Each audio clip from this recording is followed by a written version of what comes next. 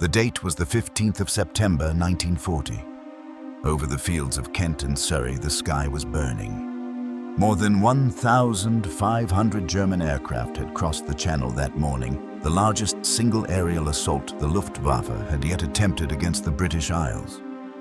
At Uxbridge, in the underground operations room of No. 11 Group, Air Vice Marshal Keith Park watched the plotting table fill with hostile markers, wave after wave moving northwest toward London. He turned to his superior, who had come down from Whitehall to observe. Churchill asked the question directly. How many reserves did Fighter Command have left to commit Air Chief Marshal Dowding's answer contained no qualification. None. There were no reserves. Every squadron that could fly was already airborne. The entire defensive weight of the British Isles rested at that moment on 372 Spitfires and 655 Hurricanes and the men inside them. Britain held. The Luftwaffe turned back. Within a fortnight, Hitler had postponed Operation Sea Lion indefinitely. But here is what the history books rarely pause to examine. The aircraft that anchored Britain's high-altitude defense on that September morning. The aircraft that Air Ministry planners later credited as the decisive margin against the Messerschmitt Bf-109E had been refused adequate government funding less than 6 years earlier. In 1934, the Air Ministry declined to fully finance the prototype. The contractor's parent company underwrote a portion of the development cost from its own treasury. The Air Ministry judged the design too complex and too expensive for practical production. The aircraft they very nearly did not build went on to serve in 34 air forces across 6 continents. It was produced in 24 distinct marques. It flew its last operational sortie for the Royal Air Force in 1954 and remained in frontline service with foreign operators until 1961. But the real story of the Supermarine Spitfire is not the victory of September 15, 1940. It is the story of an aircraft that was asked repeatedly and without apology to do more than it was designed to do and that kept answering. Every week we tell the stories behind the aircraft, the ships, and the decisions that shaped British defense. The programs that succeeded the ones that were cancelled and the ones that were asked to carry more than any single machine should bear. Give the video a like and subscribe if you want to keep hearing them. The story begins in Southampton in 1934.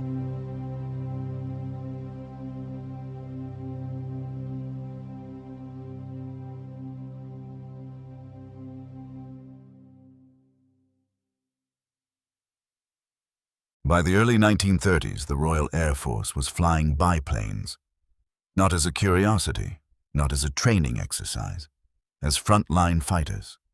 The Gloucester Gauntlet and the Bristol Bulldog fabric-covered open cockpit fixed undercarriage biplanes with top speeds below 230 miles per hour were the aircraft standing between the British Isles and whatever came next. The Air Ministry knew this was untenable. Europe was rearming. Germany, in open defiance of the Versailles Treaty, was rebuilding its air force from the wreckage of the Great War. The threat was not yet defined in precise technical terms, but its direction was clear enough. It was coming from the east. It would fly faster than anything the RAF currently operated, and it would not wait. In 1931, the Air Ministry issued Specification F.7/30, a formal requirement for a new single-seat day and night fighter to replace the biplane generation. The specification asked for a maximum speed of 250 miles per hour at 15,000 feet, an armament of 4 machine guns, and the ability to climb to that altitude within a reasonable tactical time frame. 8 manufacturers submitted designs. 6 were rejected outright. The Gloucester SS-37, later the Gladiator, was selected as the interim solution. The word interim would prove optimistic. The Supermarine Aviation Works was based at Woolston, Southampton, on the eastern bank of the River Itchen. It was not by the standards of the British aviation industry a large company. Its workforce in 1931 numbered fewer than 500 men. Its reputation rested not on fighters, but on racing float planes, specifically on the Supermarine S4, S5, S6, and S6B. The aircraft that had won the Schneider Trophy for Britain 3 consecutive times between 1927 and 1931, retiring the trophy permanently to British possession. Speed was what Supermarine knew. Thin wings, powerful engines, and the absolute reduction of aerodynamic drag. These were the design principles the company had refined across a decade of racing competition with no margin for error and no second chances. The man responsible for those racing aircraft was Reginald Joseph Mitchell. Born in Stoke-on-Trent in 1895, the son of a schoolmaster, Mitchell had joined Supermarine as a draftsman in 1916 at the age of 21. He became chief designer at 24. By 32, he had produced the S5. By 36, the S6B, the aircraft that set a world air speed record of 407.5 miles per hour in September 1931. He was by any measure the most accomplished aeronautical designer working in Britain at that moment. He was also by 1933 gravely ill. Surgeons had removed a rectal tumor. The prognosis was guarded. Mitchell knew it. He submitted a design in response to F.7/30 anyway. The Type 224. A gull-winged monoplane with a fixed undercarriage was a disappointment. It reached only 228 miles per hour in trials at Martlesham Heath, barely exceeding the biplanes it was meant to replace. The Air Ministry rejected it. Mitchell rejected it himself. He returned to his drawing board in Southampton and began again. What emerged was the Type 300, an aircraft so different from the Type 224 that it shared almost nothing with its predecessor, except the manufacturer's name. The elliptical wing, thin, tapering to a near-perfect aerodynamic curve at the tips, wider at the root, to accommodate the retracted undercarriage, was Mitchell's solution to a problem that had defeated every other designer working to the F7/30. Specification: how to mount 8 machine guns in a wing, thin enough to fly fast without compromising either the aerodynamics or the structural integrity. The ellipse distributed the load evenly across the span. It allowed the wing to be thin where thinness produced speed, and deep where depth provided the space for weapons fuel and the retracted gear legs. It was not the most efficient shape to manufacture. Mitchell knew that. He chose it regardless. In December 1934, Supermarine submitted a tender for the Type 300 to the Air Ministry under a revised specification F.37/34, written partly around the aircraft's own emerging capabilities. The Air Ministry was interested but not sufficiently to fund the full development program. The prototype contract, worth £10,000, was signed on the 3rd of January 1935. Vickers Armstrongs, which had acquired Supermarine in 1928, underwrote a portion of the ancillary development costs. The Air Ministry's contribution covered the prototype, nothing more. The sole competing design that came close in the evaluation was the Hawker Hurricane, a more conventional aircraft with a fabric-covered fuselage and a thicker wing section, easier and faster to build. The Hurricane received its contract in the same period. The Air Ministry characteristically hedged. Both aircraft would proceed. One would prove easier to manufacture and easier to repair in the field. The other would prove harder to build, harder to maintain, and faster, higher, and more adaptable than anyone at the Air Ministry had formally projected. The prototype, registered K5054, took shape in a single large room at the Supermarine Works on the Itchen. Mitchell supervised personally, despite declining health, attending the factory floor in increasingly brief intervals as his condition worsened through 1936. The Merlin engine, Rolls-Royce's new 12-cylinder liquid-cooled power plant developing 990 horsepower in its initial C variant, was chosen over the earlier Goshawk on Mitchell's insistence. The Merlin would prove to be the one constant in an aircraft that changed almost everything else across 2 decades of development. K5054 made its first flight at Eastleigh Aerodrome, Southampton on March 5, 1936. Captain Joseph "Mutt" Summers, Vickers' chief test pilot, was at the controls. After landing, Summers told the ground crew a single instruction: do not touch anything. It was not a compliment to be refined. It was a recognition that something had been achieved. The Air Ministry's official trials at Martlesham Heath began in May 1936, 2 months after K5054's first flight. The results arrived at the Air Ministry in a report dated June 4, 1936. The language was measured as Air Ministry documents invariably were. The conclusions were not. K5054 had achieved a maximum speed of 349 miles per hour at 16,800 feet, making it the fastest military aircraft the RAF had ever evaluated. Its rate of climb to 15,000 feet was timed at 5 minutes and 42 seconds. Its controls were described as light and positive. Its handling at high speed was noted as exceptional. The evaluating pilots at Martlesham, men accustomed to writing cautious assessments of incremental improvements, reached for stronger language than usual. To understand what those figures meant in 1936, it is necessary to understand what was flying across the channel at the same moment: the Messerschmitt Bf-109. The single-seat low-wing monoplane that would become the Spitfire's defining adversary had made its own first flight in May 1935. Its early variants were achieving speeds in the region of 292 miles per hour. The Spitfire prototype was 57 miles per hour faster. That margin in air combat terms is not a statistic. It is the difference between being able to choose your engagement and being forced into one. The elliptical wing was the origin of that margin, and it demands explanation. A conventional rectangular wing generates lift evenly across its span, but creates a pattern of aerodynamic drag-induced drag that is highest at the wing tips, where air spills over from the high-pressure underside to the low-pressure upper surface. The ellipse reduces this tip effect more efficiently than any other plan form the shape of a wing as seen from above, because it distributes lift in a mathematically ideal gradient from root to tip. The result is lower induced drag at any given speed, which translates directly into higher maximum velocity and a better sustained turn rate.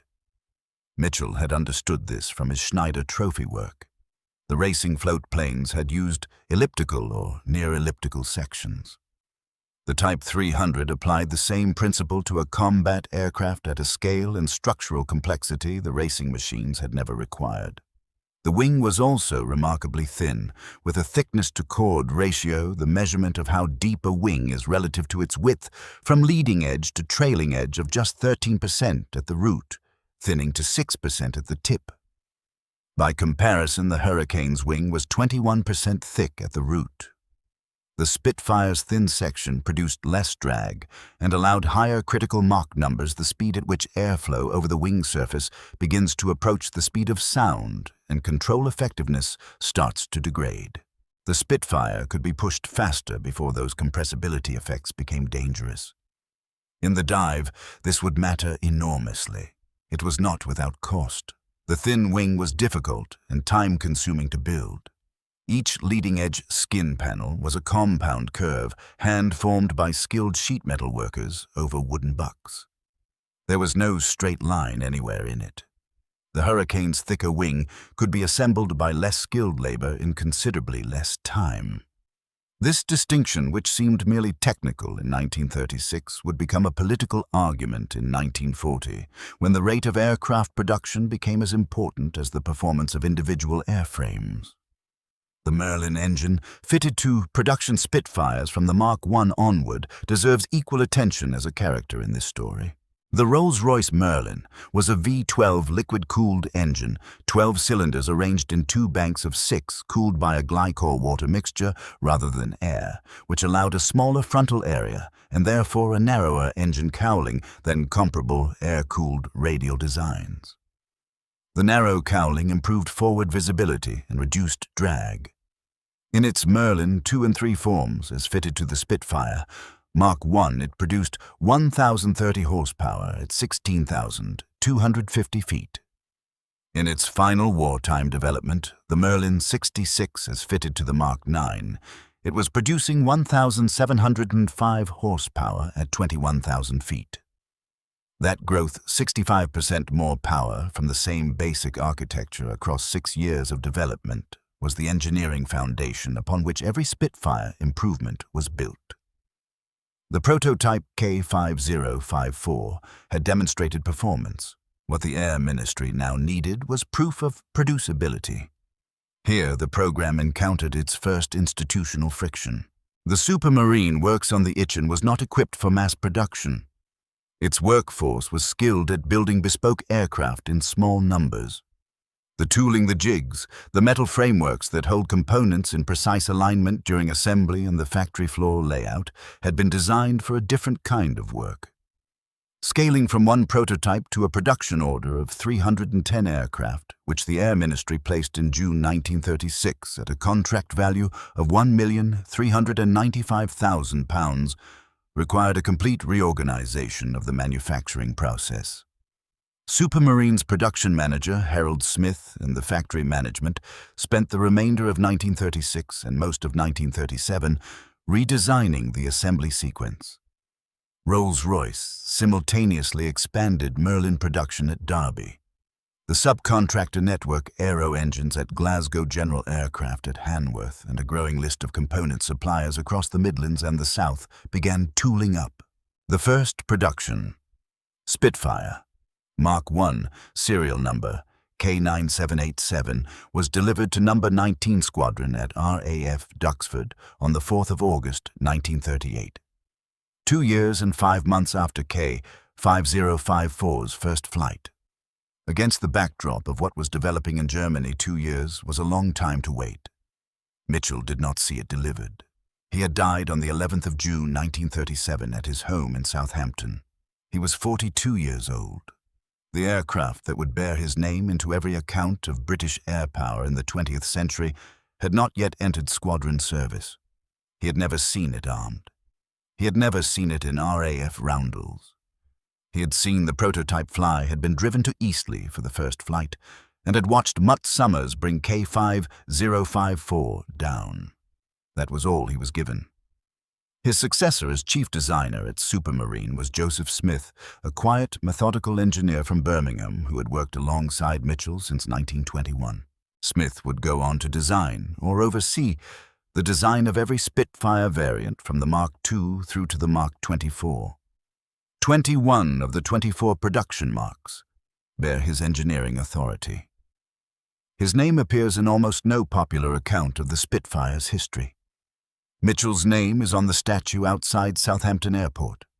Smith's name is on the aircraft that actually won the war.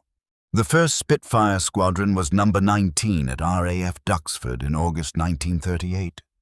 By the time Germany invaded Poland, on the 1st of September 1939, 3 squadrons were fully equipped. No. 19 at Duxford, No. 66 also at Duxford, and No. 611 Squadron at RAF Digby. A further 11 squadrons were in various stages of conversion from the Hurricane or the older Gladiator.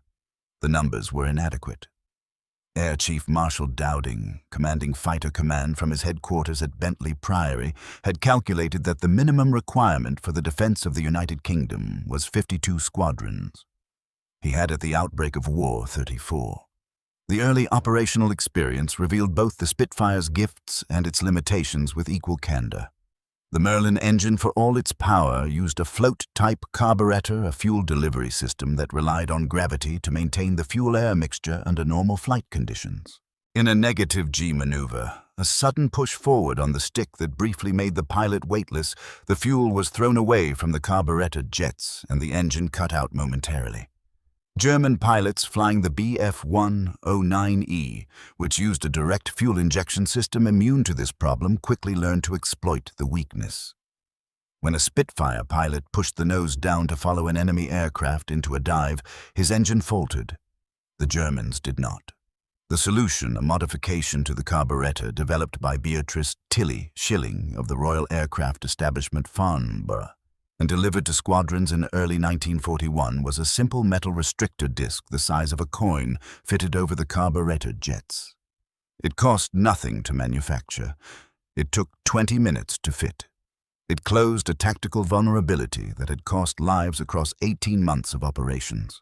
That restrictor disc, known informally throughout Fighter Command as Miss Schilling's Orifice, was one of the most cost-effective engineering interventions in the history of British military aviation. The Battle of Britain, fought between July 10th and October 31st, 1940, has since been reduced in popular memory to a simple contest between Spitfires and Messerschmitts. The reality was more complicated and more interesting. Of the 1,963 RAF fighter sorties flown on September the 15th, 1940, the day Churchill visited No. 11 Group's operations room and received Dowding's answer about reserves, approximately 42% were flown by Hurricane squadrons.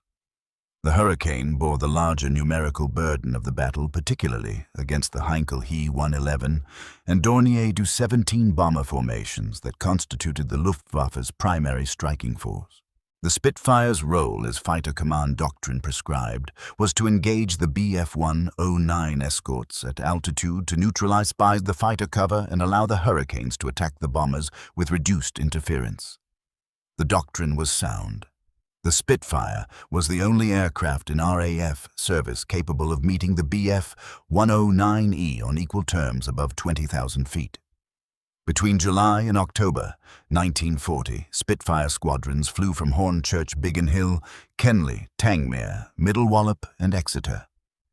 Number 54 Squadron at Hornchurch, Number 609 Squadron at Middle Wallop, and Number 603 Squadron at Hornchurch compiled the highest individual kill-to-loss ratios of any Spitfire units in the battle. By 31st October, Fighter Command had lost 1,023 aircraft of all types. The Luftwaffe had lost 1,887. The exchange rate had been sufficient. The invasion had not come. But it was not over the fields of Kent and Surrey that the Spitfire faced its most severe operational test. That distinction belongs to a small island in the center of the Mediterranean. Malta in 1942 was the most heavily bombed place on Earth. The island's strategic position 60 miles south of Sicily, astride the Axis supply routes to North Africa, made it an objective the Luftwaffe and the Regia Aeronautica were willing to commit to destroying entirely. Between January and July 1942, Malta received more bomb tonnage than London had received during the entire Blitz. The island's garrison and its civilian population of 270,000 were sustained by convoy alone at catastrophic cost in ships and men. The air defense of Malta in the early months of 1942 rested on a dwindling number of Hawker Hurricanes that were outclassed by the Bf-109F, substantially improved variant that had entered Luftwaffe service in late 1941 and outperformed the Hurricane at every altitude above 10,000 feet. The decision to reinforce Malta with Spitfires was taken in February 1942. The delivery method was by any standard remarkable. The aircraft carrier HMS Eagle ferried the first 15 Spitfire Mark 5Bs to within flying distance of the island in late February. The aircraft flew off the carrier's deck, an operation for which the Spitfire had not been designed, and for which its pilots had received no carrier familiarization training, and landed at RAF Lucca and Takali. 15 aircraft, against an island-wide fighter requirement that Air Vice Marshal Hugh Pugh, Lloyd Air Officer commanding Malta, had assessed at a minimum of 100 serviceable machines. The situation became critical in April 1942.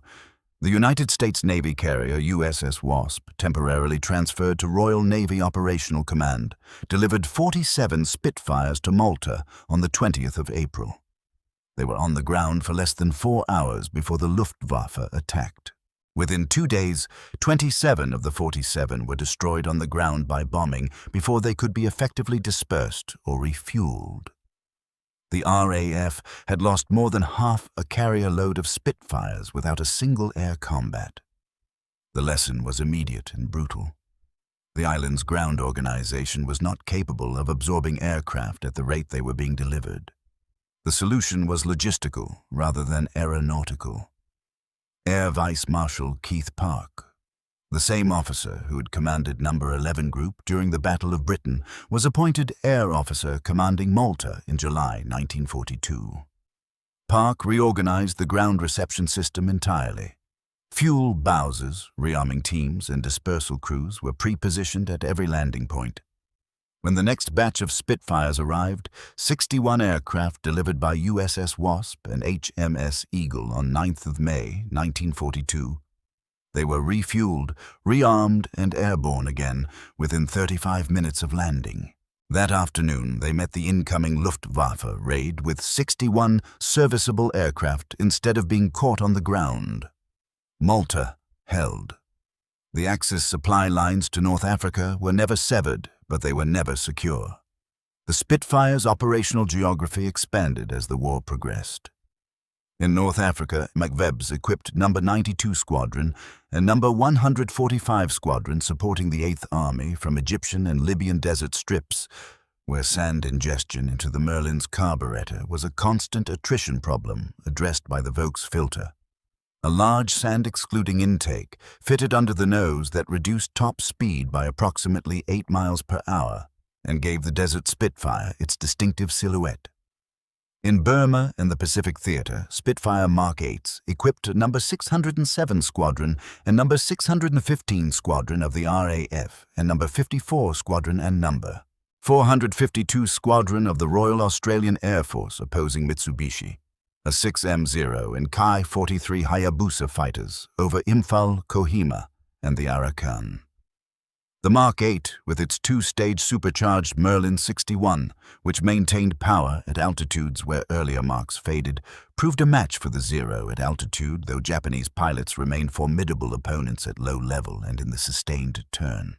In Europe, the Spitfire Mark 9 rushed into service in June 1942 as an emergency response to the Focke-Wulf FW-190, which had appeared over the Channel coast in September 1941 and comprehensively outclassed every variant. Then, in RAF service, became the definitive mid-war fighter. The FW-190 was faster, better armed, and more maneuverable at low and medium altitudes than the Spitfire Mark 5. Its arrival had been a shock of the first order. No. 64 Squadron at Hornchurch reported multiple engagements in October 1941, in which pilots flying Mark 5s described being unable to close to firing range against the new German fighter. The Mark 9 was in engineering terms an improvisation. Joseph Smith's team fitted the two-stage, two-speed supercharged Merlin 61, an engine originally developed for high-altitude bomber work, into a Mark 5 airframe that had been modified as rapidly as the production system allowed.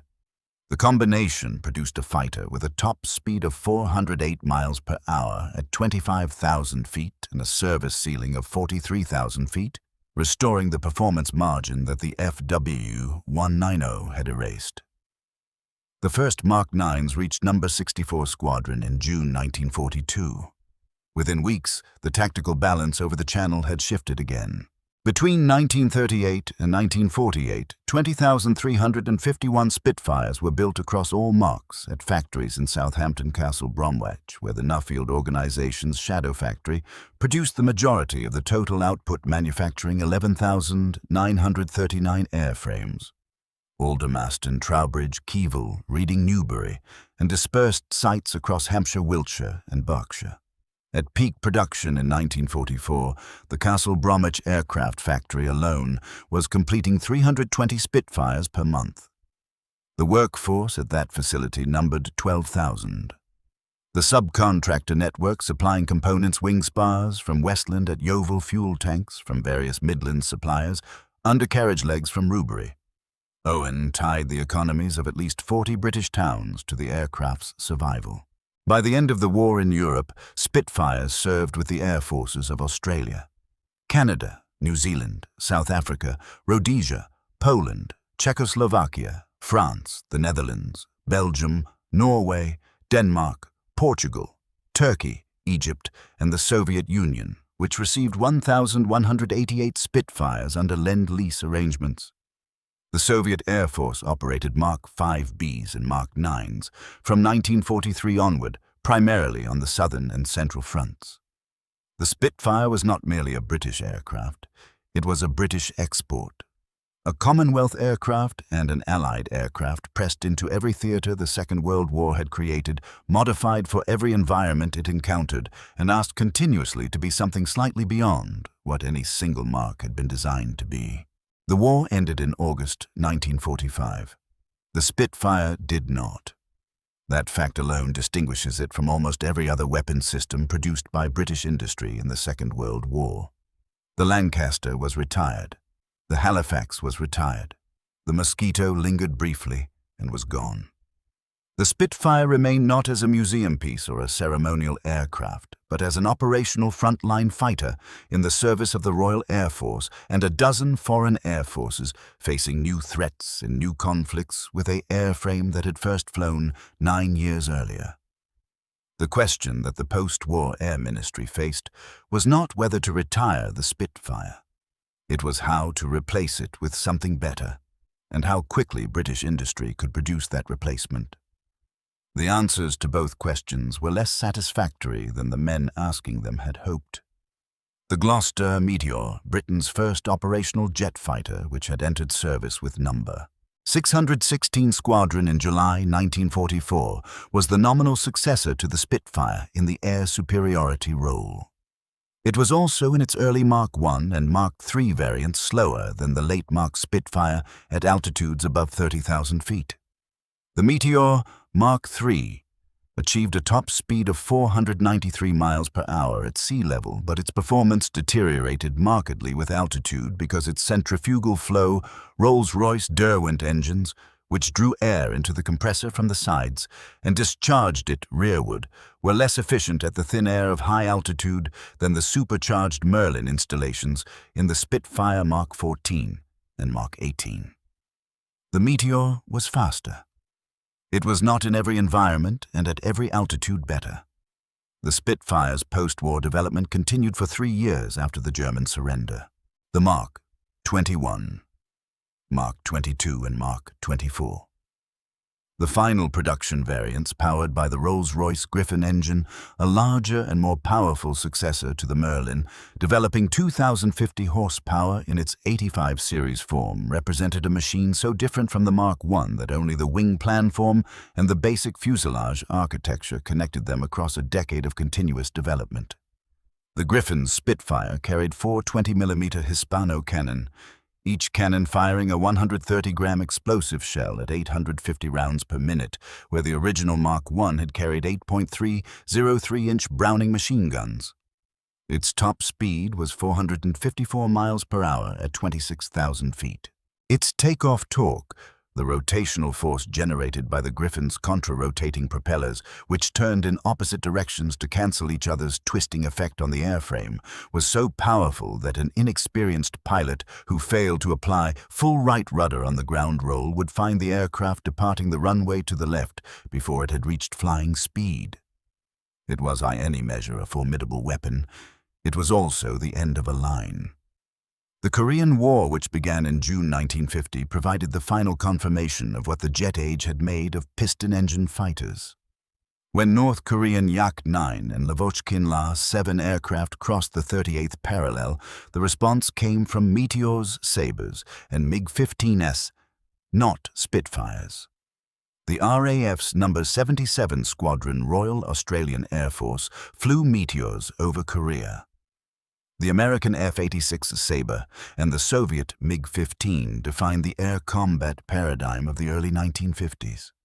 The Spitfire, which had remained competitive against piston-engine opposition through 1945, had no answer to an aircraft flying at 600 miles per hour at 50,000 feet. The RAF began systematic withdrawal from front-line service in 1948. No. 41 Squadron at RAF, Wittering, one of the last Spitfire fighter units, converted to the Meteor, Mark VIII, in February 1949. The photo reconnaissance variants lasted longer. The Spitfire, PR. Mark 19 unarmed, fitted with cameras in place of guns capable of 460 miles per hour. At altitude on its Griffon 66 engine continued serving with No. 81 Squadron in Malaya and No. 34 Squadron in Hong Kong into the early 1950s. These aircraft flew operational reconnaissance missions over the Malayan jungle during the emergency.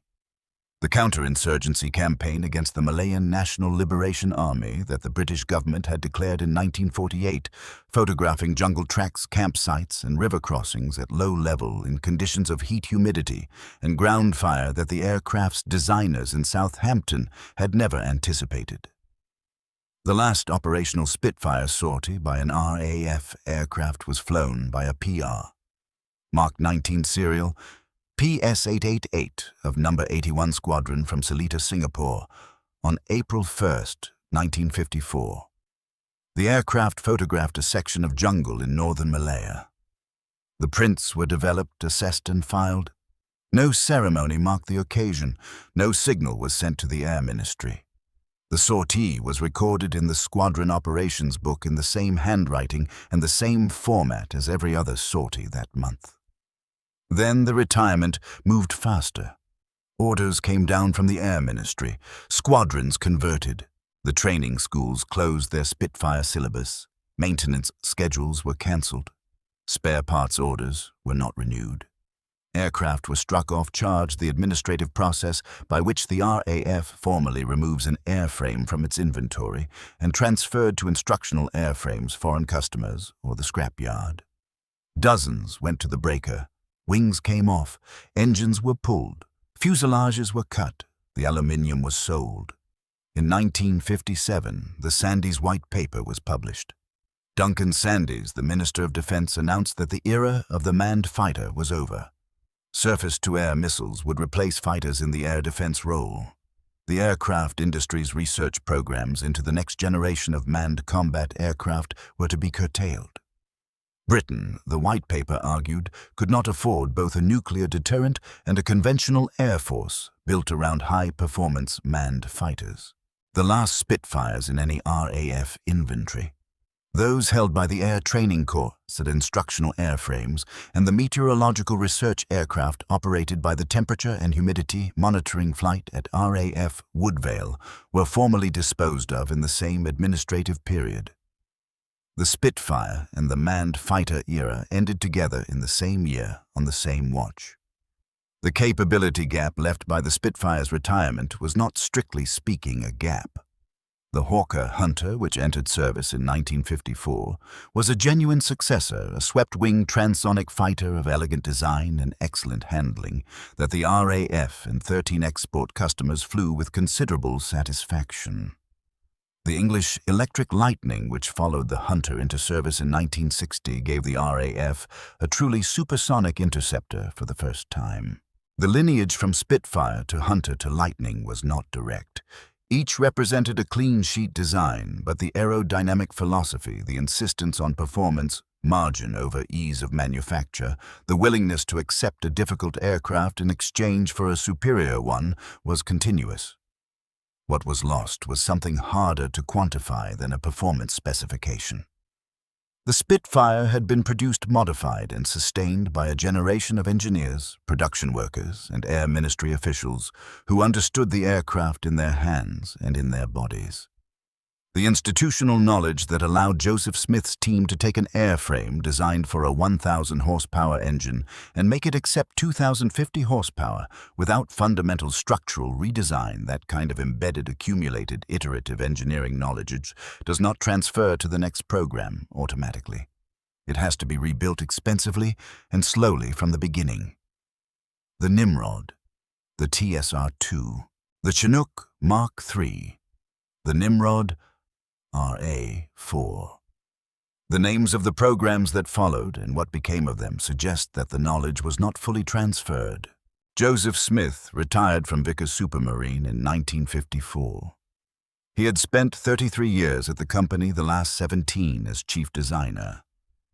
He had overseen the development of 21 Spitfire variants, the Seafire carrier-borne derivative in 6 marks, and the Supermarine Attacker, the company's first jet fighter, which entered Fleet Air Arm service in 1951.